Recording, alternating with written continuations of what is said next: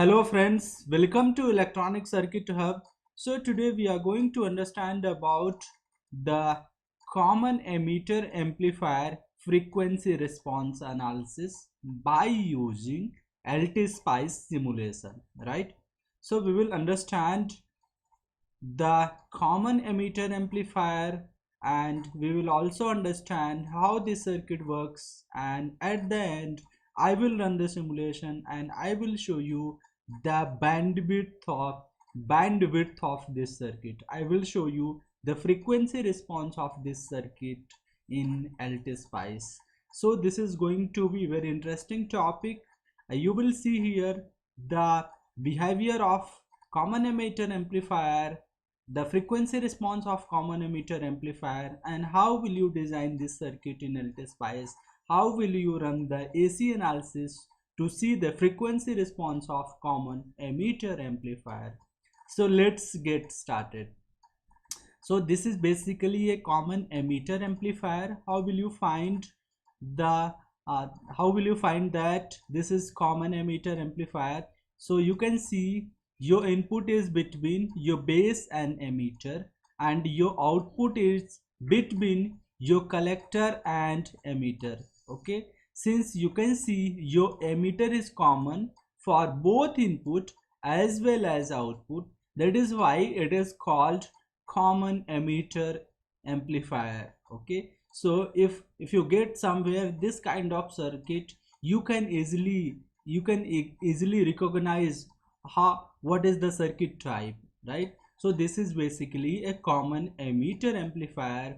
And you can also see here, this is biased. You can see the DC biasing of this common emitter amplifier, right? DC biasing of this common emitter amplifier, you can see here we have two resistance R2 and R1, which forms a divider network.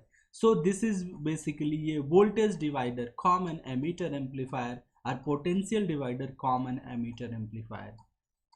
And you can see your input signal is AC. So let me right click on AC, and you can see here this is amplitude of this AC is 1. Okay, so you have to tick this, and you can write the amplitude of this AC is 1. So you can see this is your input signal, and then you have decoupling capacitor C1. So you can see this decoupling capacitor, and after that you have two resistance R2 and R1, and it goes to the base of this 2N3905 Q1 transistor. Okay, and you can see the collector is connected. This collector is connected a resistance R4, and it goes to the supply 12 volt. This R2 also goes to the supply 12 volt, and emitter is connected via a emitter resistance R3. The value of this emitter resistance is 1k, and you can also see a bypass capacitor C2 is connected in parallel with R3.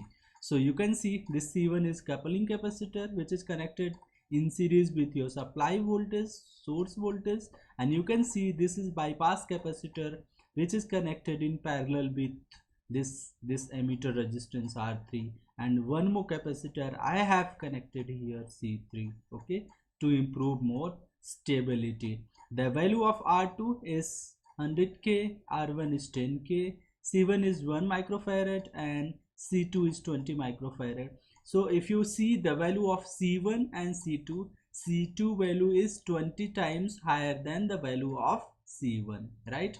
And you can see output is here it is connected to the collector, and the supply DC supply voltage for this circuit is 12 volt. Okay, now hope you have understood how this circuit works, how you can give your input and how you can get your output, and what kind of circuit this is. Okay, this is basically a common emitter amplifier. Now I'm gonna show you the frequency response of this circuit. How will you measure the bandwidth of this circuit? So this is very interesting now, guys. So let me go at this simulate button, simulate, edit simulation command, and you can see the type of, you have to go at here AC analysis. Then type of sweep is octave. The number of points per octave is 10. Start frequency is 1 hertz and stop frequency is 10 megahertz. Just click on OK. Now you have to go at this run button. You can see this is run button, and you can see you have your simulation, your waveform window popped up. So let me click on the output. Okay, and let me further zoom it. So you can see this is your circuit here, and you can see the frequency response behavior of this circuit. Okay, the frequency response of the behavior of this circuit, how this circuit behaves throughout the frequency, right? So you can see this is body plot, and you can see the plot of gain or amplitude and the plot of phase. Okay, so this dotted line is for plot of phase, and this is the plot of gain. So let me explain this circuit. So as you can see, at minus 3 dB point, at let us say at here somewhere, you can see here your signal is getting attenuated at, let us assume, at 100, I would say 200 or something like that. At 200, let me say, or 300, at 300, let me try to find it out. Yeah, it could be 300. At 300, your amplitude of your this circuit is getting attenuated by minus 3 dB point. So you can see the frequency between 1 hertz to 3 hertz, it is being attenuated. Okay, and as you can see, this is lower cutoff frequency or lower corner frequency. This is lower corner frequency is 300. Let me attach the cursor here. So I'm gonna attach the cursor. So let me show you for frequency. Let us say somewhere, this is very important, guys. So you need to find out minus 3 dB point. So let us say, for the sake of now, this is minus 3 dB point, and you can see this at minus 3 dB point. Let me also connect it here somewhere, right? So you can see your lower corner frequency or cutoff frequency is here 258 hertz, and your upper cutoff frequency is here. It's you can see how much it is. It is 47.4 kilohertz. Okay, you can see below this frequency 250 hertz, your signal is getting attenuated, and above 47 kilohertz your signal is getting attenuated. And at this point, you can also try to find out what is the phase margin, what is the gain crossover frequency, what is the phase crossover frequency. This all kind of exercise you can do by using this body plot, right? By using this body plot.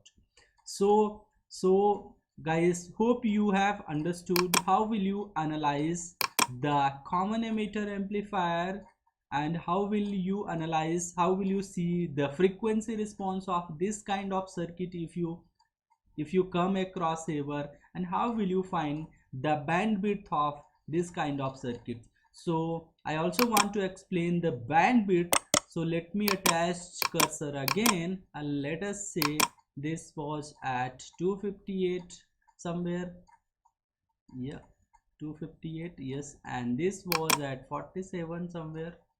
Okay, so what is the bandwidth of this frequency, right? So bandwidth is upper cutoff frequency minus lower cutoff frequency. So if you try to find out this here is your bandwidth.